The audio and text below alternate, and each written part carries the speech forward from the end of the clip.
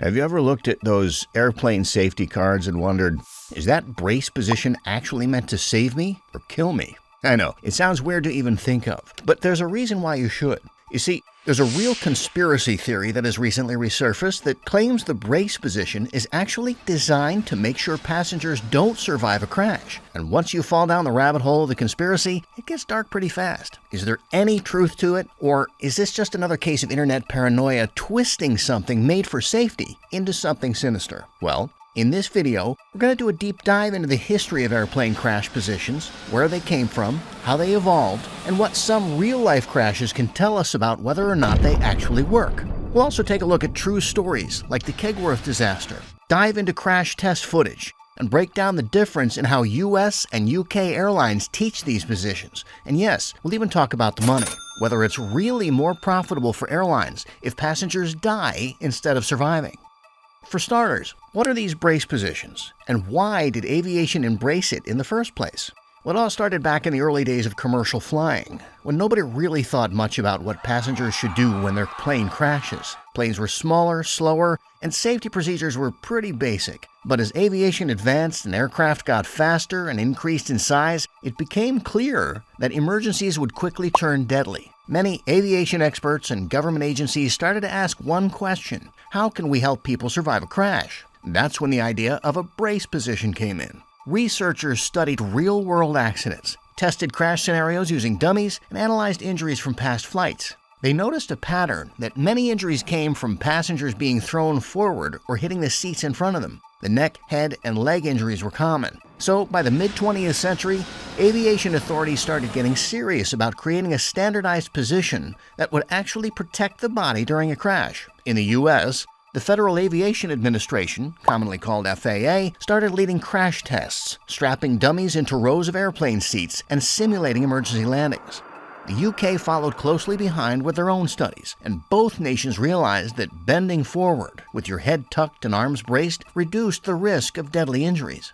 Airlines started introducing the now familiar position: feet flat on the floor, body bent forward, head against the seat in front or your knees, and hands either on your head or braced against the seat. The logic was simple: reduce the forward momentum, cushion the head, and protect the spine.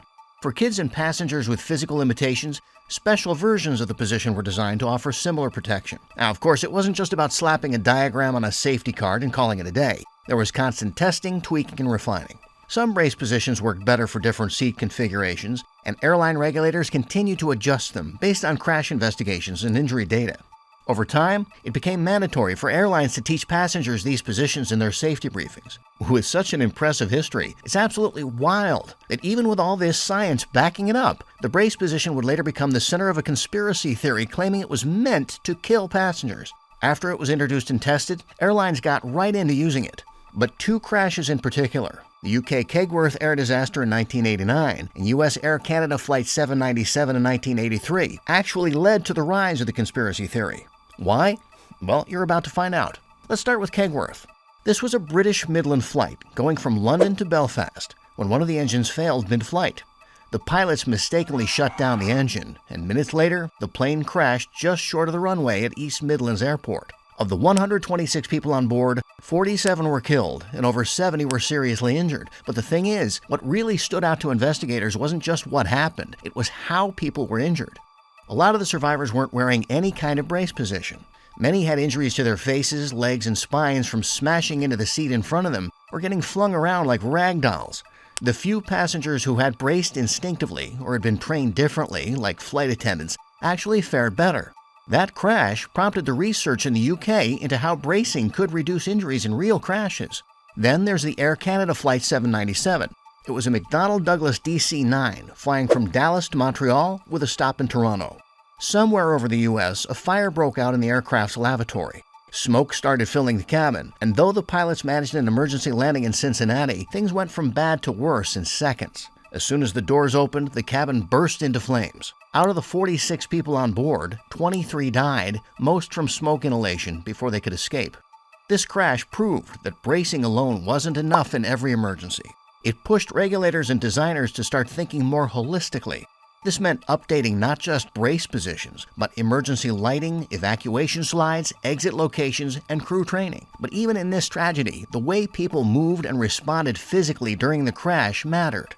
Survivors reported confusion, delayed movement, and panic, things that proper bracing, positioning, and instruction could help counter. What both these crashes revealed, loud and clear, was that the human body becomes very vulnerable in those final moments before the impacts of a crash. If you're sitting upright like it's just another flight, you're going to take the full force of the deceleration head-on. So the brace position isn't some magic move that guarantees survival, but it does give you a fighting chance. After Kegworth, the UK Civil Aviation Authority actually conducted detailed crash tests, using dummies and real sets to figure out exactly how people should brace, depending on seat design and even leg length.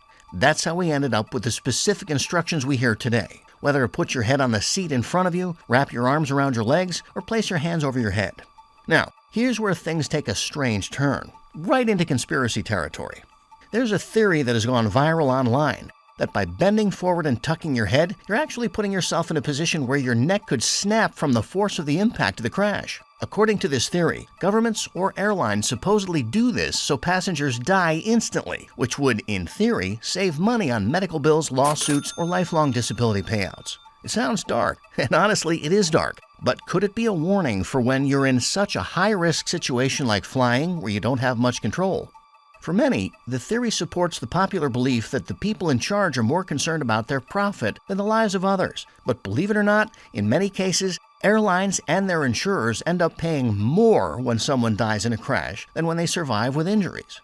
That sounds backward, and you'd think saving a life would be more expensive, but legally, it often isn't. When a person dies in an aviation accident, especially in the US or Europe, their family can file a wrongful death lawsuit. Those can lead to massive settlements, sometimes in the millions depending on the victim's age, income, and even how much emotional suffering the family goes through. So a single death claim can cost an airline way more than patching someone up with medical care. Now, if someone survives a crash but is injured, the payout usually gets smaller. Medical costs are still covered, of course, and there might be money for lost wages or long-term disability, but unless the injuries are catastrophic, like paralysis or severe brain damage, the compensation tends to be lower than a wrongful death settlement. The logic behind it, from the legal side, is that someone who's alive can still work, still recover, and still live some form of a functional life.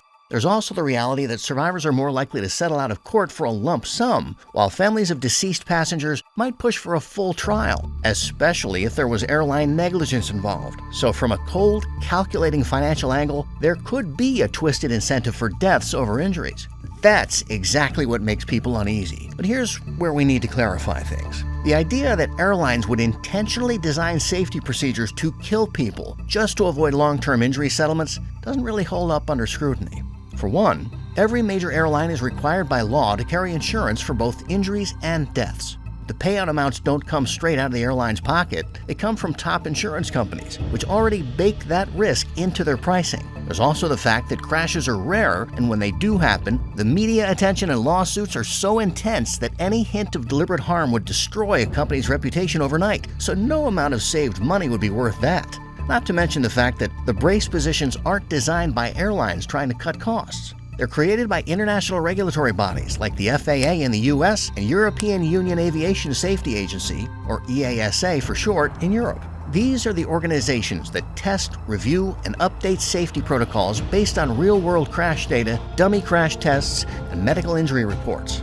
If you're still on the fence, think about this. Why would flight attendants, pilots, and crew members also be trained to use the same positions believed to kill people? There are even real-world flight disasters like the Scandinavian Flight 751 of 1991 and the US Airways Flight 1549 that have shown that proper brace positions significantly reduce head, neck, and leg injuries during the crash impact. In fact, survivors from both flights credited the brace position with helping them stay conscious and escape the aircraft safely.